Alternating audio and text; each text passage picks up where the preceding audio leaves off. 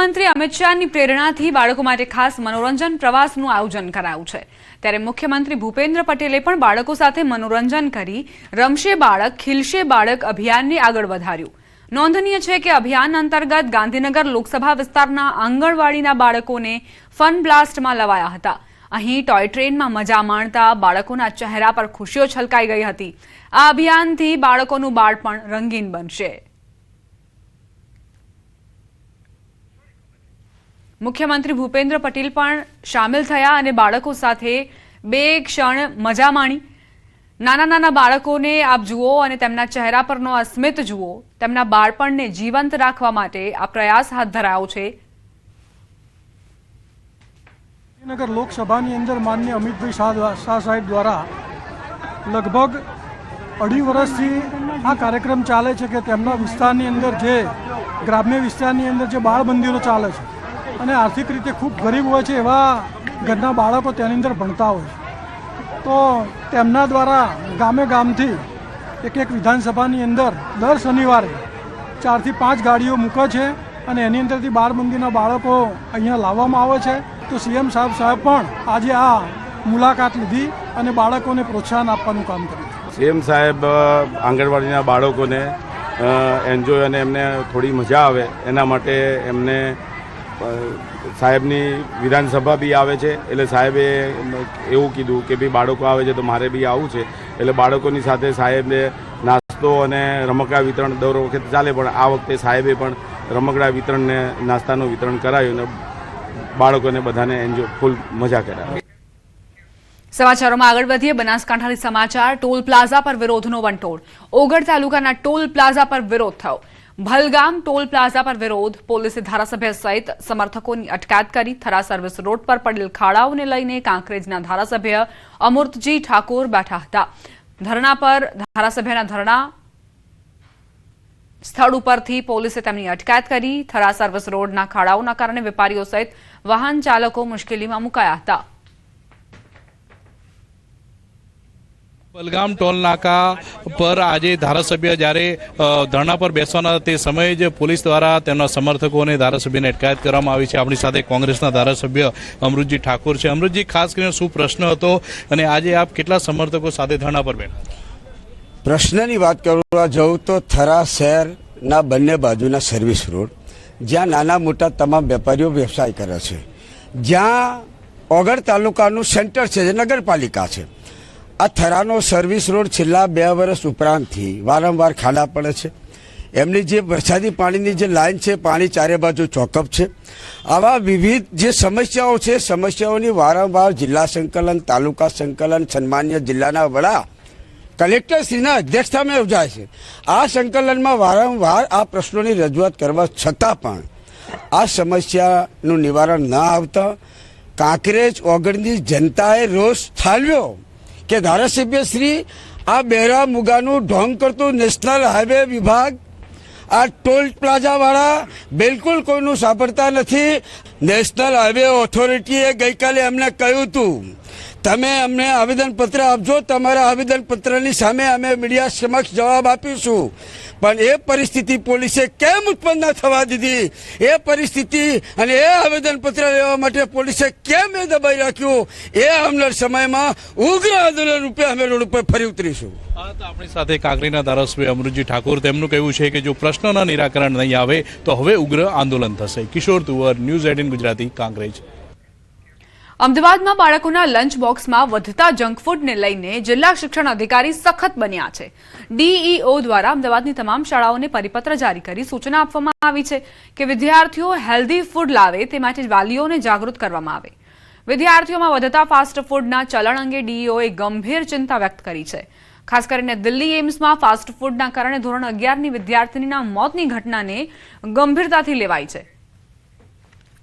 અમદાવાદની અંદર છેલ્લા 3 વર્ષથી આપણે પ્રોજેક્ટ સારથીના માધ્યમથી એના 5 વિષયોમાં એક પોઈન્ટ જે છે એ ફૂડ એન્ડ ન્યુટ્રિશનલ, બાળકોને જંક ફૂડમાંથી બહાર લાવવા પડશે। જેમ મોબાઈલમાંથી બહાર લાવવાની જરૂર છે, ડ્રગ્સનું અવેરનેસ આપવાની જરૂર છે, હેરેસમેન્ટ અને સ્ટ્રેસ ઉપર કામ કરવાની જરૂર છે, એમ ફૂડ ન્યુટ્રિશન ઉપર સવિશેષ કામ કરવાની હાલના તબક્કે જરૂર છે।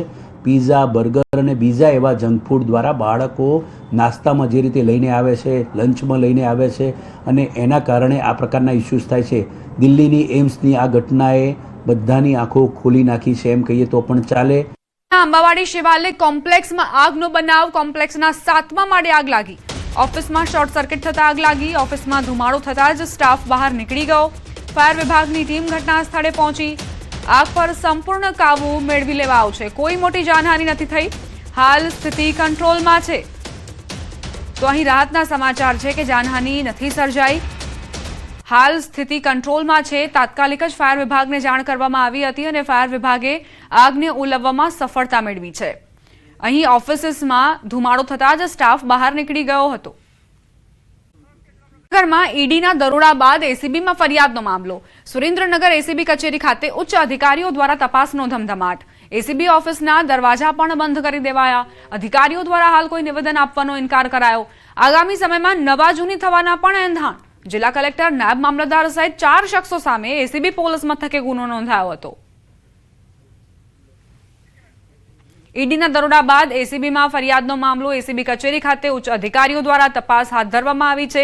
જિલ્લા કલેક્ટર, નાયબ મામલતદાર સહિત 4 શખ્સો સામે એસીબી પોલીસ મથકે ગુનો પણ નોંધાયો છે. સમાચાર ગાંધીનગરથી. આચાર્યએ વિદ્યાર્થીઓને માર માર્યો. વાવોલની પ્રાથમિક શાળાની ઘટના. ધોરણ 6 થી 8ના વિદ્યાર્થીઓને માર મરાયો. છોકરાઓ રિસેસ દરમિયાન શાળાના કેમ્પસમાં રહેલ લીમડાના ઝાડ પર પતંગ ફસાયો હતો. શાળાના બાળકોએ ઝાડ પર ફસાયેલ પતંગને પથ્થર મારતા હતા.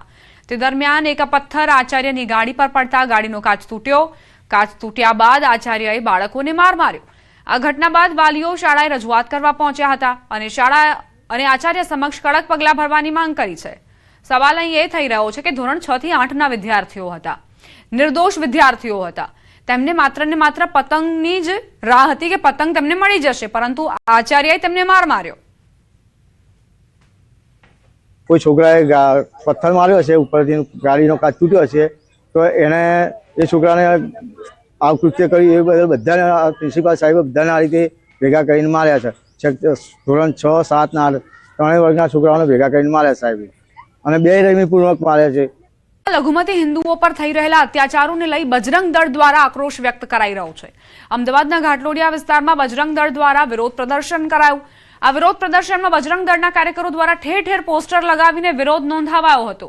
આ ઉપરાંત ઘાટલોડિયા ખાતે આવેલા પ્રભાત ચોક ખાતે અનોખી રીતે પોસ્ટર લગાવીને દેશમાં અને રાજ્યમાં વસતા બાંગ્લાદેશી લઘુમતી સમુદાયના લોકોને દેશ છોડી જતા રહેવા ધમકી આપી હતી. છેલ્લા એક અઠવાડિયાથી બાંગ્લાદેશમાં હિન્દુઓ પર અત્યાચાર થઈ રહ્યા છે. એક અઠવાડિયા પહેલા એક હિન્દુ યુવકનું હત્યા કરવામાં આવી હતી. ઝાડ પર બાંધીને આગ લગાડીને સળગાવી દેવામાં આવ્યો હતો.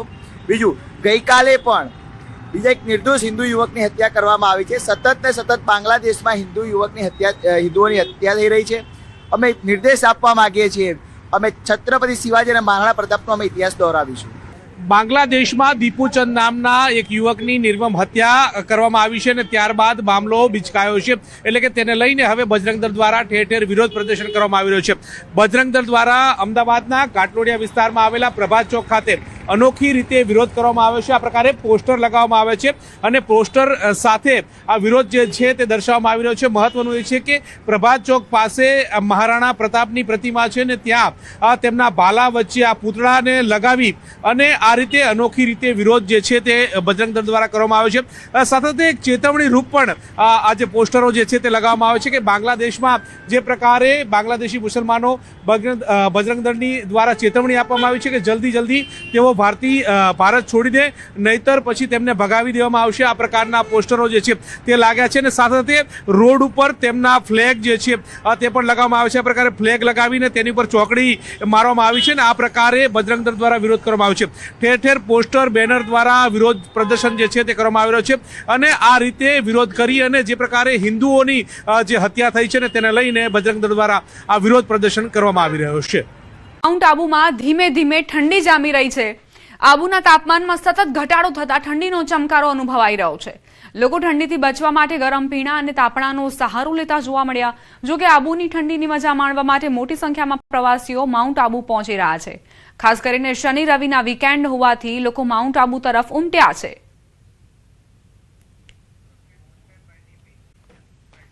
જમ્મુ કાશ્મીરના ગુલમર્ગમાં ચારે તરફ બરફની ચાદર છવાઈ છે. બરફ પડતા પારો માઇનસમાં જતો રહ્યો. જમ્મુ કાશ્મીર અને હિમાચલમાં થયેલા બરફવર્ષાની અસર મેદાનો પર પણ પડી છે. 3 મહિના સુધી સૂકા બાદ અંતે જમ્મુ કાશ્મીરમાં વરસાદ પછી બરફવર્ષા શરૂ થઈ છે. ગુલમર્ગ અને સોનમર્ગમાં જોરદાર બરફ પડ્યો. બીજી તરફ ગુલમર્ગમાં તાજી હિમવર્ષા બાદ શિયાળુ પ્રવાસન એક્ટિવિટીની તૈયારીઓ તેજ બની. ટુરિઝમ વિભાગ આ સિઝનમાં નાઇટ સ્કીઇંગ સહિતની નવી એક્ટિવિટીઝ શરૂ કરશે. ટુરિસ્ટને ગુલમર્ગ આવી કુદરતી સૌંદર્ય અને હિમવર્ષાનો આનંદ લેવા અપીલ કરાઈ. ગુલમર્ગમાં સફેદ ચાદર કઈ રીતે છવાઈ છે, કુદરતી આ સૌંદર્ય આપ જુઓ, જે તમને જરૂરથી આકર્ષશે અને કદાચ ન્યૂઝ 18 ગુજરાતીની આ ટેલિવિઝન સ્ક્રીન તમને પ્રેરિત કરશે કે તમે પણ એક વખત ગુલમર્ગની મુલાકાત લો અને આ જે મોસમ છે તેને અનુભવો, તેનો અહેસાસ કરો. हम शुक्रगुजार हैं, ग्रेटफुल हैं कि इस बार हमारी जो है बर्फ़ हुई है इस वक्त, और हमने इन 2-3 दिनों में काफ़ी ज़्यादा रश देखा टूरिस्ट्स का. जिस रिवाइवल की हम बात करते हैं वो શિયાળાની ઠંડી હવે ગિયર બદલશે. જાન્યુઆરીમાં કડકડતી ઠંડી પડશે. ઠંડીને લઈ આગાહીકાર અંબાલાલ પટેલની આગાહી. મજબૂત વેસ્ટર્ન ડિસ્ટર્બન્સના એંધાણ. જાન્યુઆરીમાં કડકડતી ઠંડીની જમાવટ. 11 જાન્યુઆરી બાદ ઠંડા પવનો ફૂંકાશે. પવનની ગતિ ઉત્તરાયણ સુધીમાં સારી રહેવાની શક્યતા રહેશે. ઉત્તર ગુજરાતના ભાગોમાં, કચ્છના ભાગોમાં અને મધ્ય ગુજરાતના ભાગોમાં ઠંડા પવનો ફૂંકાશે. કચ્છના ભાગમાં પવનની ગતિ 10 થી 15 કિલોમીટર અને આંચકાના પવનની ગતિ 20 થી 25 કિલોમીટર રહેવાની શક્યતા. પવનની ગતિ જાન્યુઆરીની શરૂઆત સુધી રહેવાની શક્યતા રહેશે. 28 અને 29 તારીખે હવામાન પલટાશે. જ્યારે દેશના ઉત્તરીય પર્વતીય પ્રદેશોમાં હમણાં એક નબળો પશ્ચિમ વિક્ષોભ આવવાની શક્યતા રહે છે. જાન્યુઆરી 2 તારીખ સુધીમાં પણ એક કંઈક હળવો એક નબળો પશ્ચિમ વિક્ષોભ આવવાની શક્યતા રહે છે, જેના લીધે દેશના ઉત્તરીય પર્વતીય પ્રદેશોમાં બરફવર્ષા થવાની શક્યતા રહે છે અને કંઈક અંશે ઠંડીનું જોર ધીરે ધીરે છેક ગુજરાત સુધી વધવાની શક્યતા રહે છે. તારીખ 11 જાન્યુઆરીમાં પણ ઠંડા પવનો ફૂંકાશે અને હવે ધીરે ધીરે ઠંડી જમાવટ કરશે. આ પવનની ગતિના કારણે ધૂળની ડમરીઓ ઉઠશે અને આ પવનની ગતિથી બાગાયતી પાકમાં જે કેટલીક મજબૂત કલમોના છોડ ન હોય અને કેટલીક કલમો બેન્ડ થઈ જવાની શક્યતા રહેતા જે બાગાયતી પાકની કલમ ઉપર તેની અસર થવાની શક્યતા રહે છે. નવા વર્ષની શરૂઆતમાં ઠંડીનો ચમકારો અનુભવાશે. ઠંડી અંગે હવામાન વિભાગની આગાહી. ઉત્તર પૂર્વ પૂર્વના પવન ફૂંકાયા. આગામી 5 દિવસ તાપમાન યથાવત રહેશે.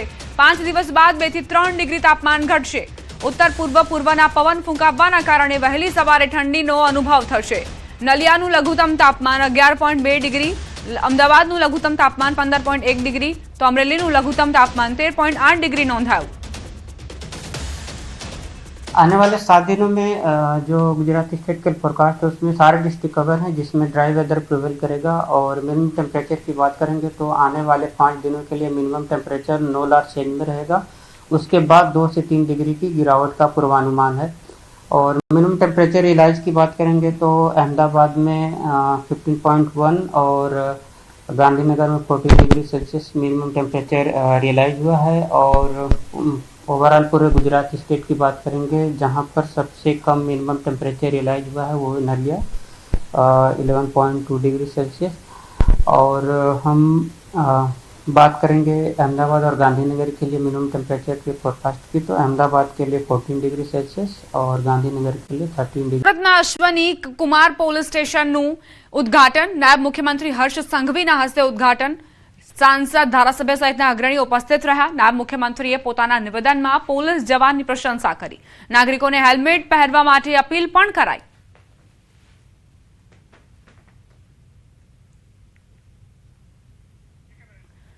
અશ્વની કુમાર પોલીસ સ્ટેશનના ઉદ્ઘાટન સમારંભમાં નાયબ મુખ્યમંત્રી હર્ષ સંઘવી ઉપસ્થિત રહ્યા. તેમના હસ્તે જ ઉદ્ઘાટન કરાયું. સાંસદ ધારાસભ્ય સહિતના અગ્રણીઓની હાજરી પણ હતી. નાયબ મુખ્યમંત્રીએ પોતાના નિવેદનમાં પોલીસ જવાનોના કામની પ્રશંસા કરી અને સાથે જ તેમણે નાગરિકોને અપીલ કરી કે જે પણ ટ્રાફિકના નિયમો છે તેને અનુસરો.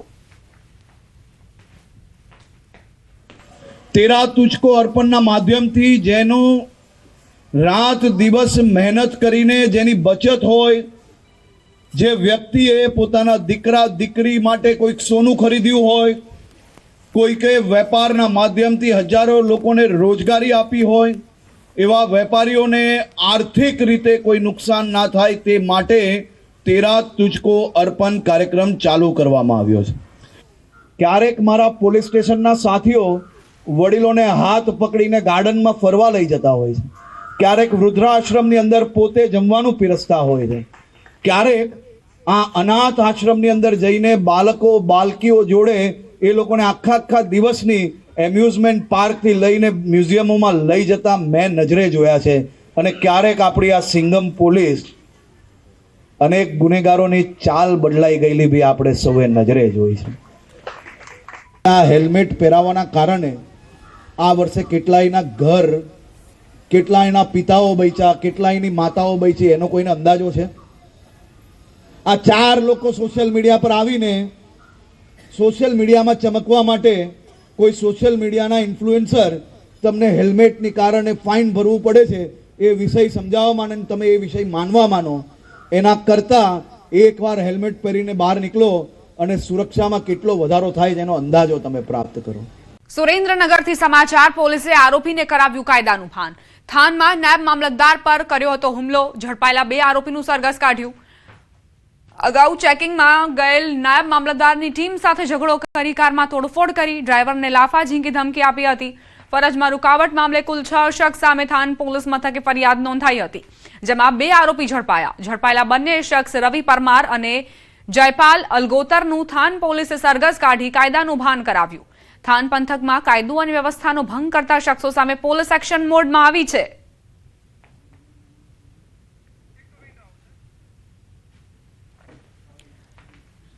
રાજ્યમાં જે પણ અસામાજિક તત્વો છે, જે ગુનેગારો છે, તેમની માટે આ 2 તસવીરો બોધપાઠ સમાન છે. જો હજુ પણ ન સુધર્યા તો આવી જ હાલત તમારી થવાની છે. બનાસકાંઠામાં કઈ રીતે રિકન્સ્ટ્રક્શન કરવામાં આવ્યું અને પોલીસે આરોપીઓને કાયદાનો પાઠ ભણાવ્યો.